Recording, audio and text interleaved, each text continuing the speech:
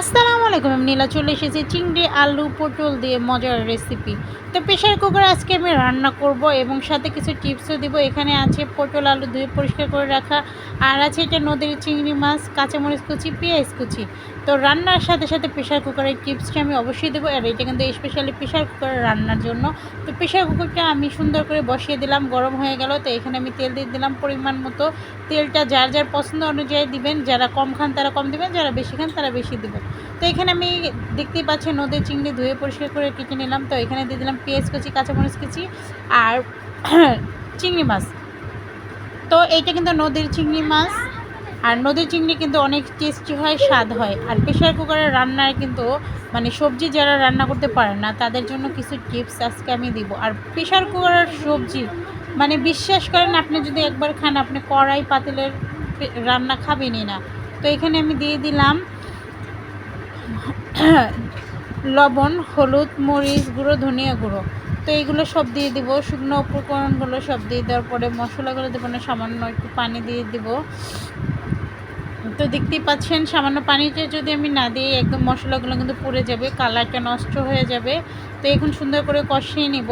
আর টিপসটা আপনাকে আমি বলে দিচ্ছি, প্রেশার কুকারে রান্না করলে কিন্তু খুবই টেস্টি এবং মজা হয় এবং বিদ্যুৎ সাশ্রয় হবে যারা কারেন্টের চুলা রান্না করেন আমার মতো। আর যারা গ্যাসে রান্না করেন তাদের গ্যাস সাশ্রয় হবে, কারণ আমরা পাতিলে যত টাইম লাগে তার অর্ধেকেরও কম টাইম লাগে প্রেশার কুকারে রান্না করলে। আর প্রেশার কুকারের সবজিগুলো একদম সিদ্ধ হয়ে যায়। তো এটা কষানো শেষ হওয়ার পরে এখানে আমি ধুয়ে পরিষ্কার করে দিয়ে দিলাম আলু পটল। তো এটা সুন্দর করে আমি কষিয়ে নিব, নাড়াচাড়া দিয়ে সুন্দর করে কষিয়ে নেওয়ার পরে। আর প্রেশার কুকারের রান্নাটা দেখতেই পাচ্ছেন খুবই মানে সুস্বাদু হবে। যারা খাইছেন তারা অবশ্যই কমেন্টে জানাইছেন। তো দেখতে পাচ্ছেন সুন্দর করে কষিয়ে নেবেন। আর যারা ভাবেন প্রেশার কুকারে রান্না করলে কষানো যাবে না, একদম ভুল ধারণা।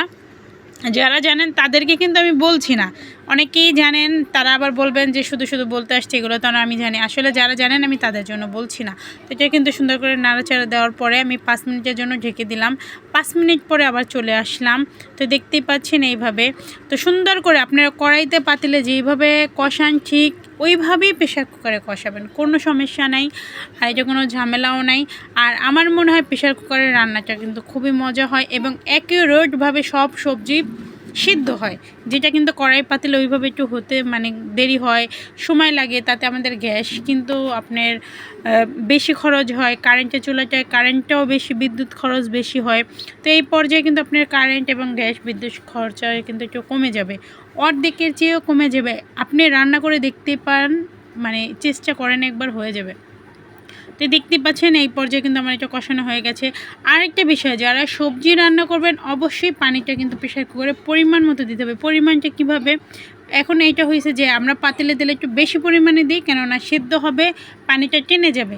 প্রেশার কুকারে কিন্তু পানিটা খুব কম টানে, এটা কিন্তু আপনার মাথায় রাখতেই হবে। প্রেশার কুকারে পানিটা একটু কম টানে, যার কারণে যেহেতুটুকু আপনি ঝোল রাখতে চাচ্ছেন তরকারিতে, ঠিক ওর থেকে অল্প একটু, যেমন অল্প একটু সামান্য একটু পানি বেশি দিয়ে দিবেন, তাহলে হয়ে যাবে। তো দেখতে পাচ্ছেন এই পর্যায়ে কিন্তু আমার রান্নাটা হয়ে গেছে। আমি চলে এসেছি, ঠিক 5-6টা সিটি দেওয়ার পরেই কিন্তু রান্নাটা হয়ে যাবে।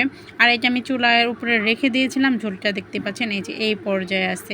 আর এটা যদি আমি বেশি পরিমাণে পানি দিতাম তাহলে এখানে কিন্তু টেলটেলা মানে পানি হইতো, যা মানে একদম মজা লাগে না। তো দেখতে পাচ্ছেন আমার এটা কিন্তু খুব সুন্দর করে সিদ্ধ হয়ে গেছে। এই পর্যায়ে আমি একটু জিরা গুঁড়ো দিয়ে নেব। আর এখানে কিন্তু আমি আদা রসুন ব্যবহারই করি না, আপনারা দেখতে পাচ্ছেন, কেননা নদীর চিংড়ি মাছ, এখানে আদা রসুন দিলে আমার মনে হয় চিংড়ি মাছের কোনো ঘ্রাণই থাকে না। আর জিরাটা আমি দিয়ে দিলাম, হ্যাঁ বলতে পারেন জিরা দিলেও ঘ্রাণ থাকে না। পটল আলুতে একটু জিরা গুঁড়া দিলে টেস্টটা লাগে, আপনার মানে চিংড়ি মাছের ঘ্রাণটা নষ্ট হবে না। তো এই পর্যায়ে দেখতে পাচ্ছেন কালারটা কত সুন্দর হয়েছে, সেদ্ধটা অনেক সুন্দর হয়েছে। আর যারা যারা রান্না করে খান তারা জানাবেন। আর যারা রান্না করতে আপনারা ভাবছেন প্রেশার কুকার এরকম হবে, আপনি দেখতে পাচ্ছেন আপনার চোখের সামনে। টাটা, বাই বাই, সবাই ভালো থাকবেন। আর অবশ্যই ট্রাই করবেন, কমেন্ট করবেন। Bye bye.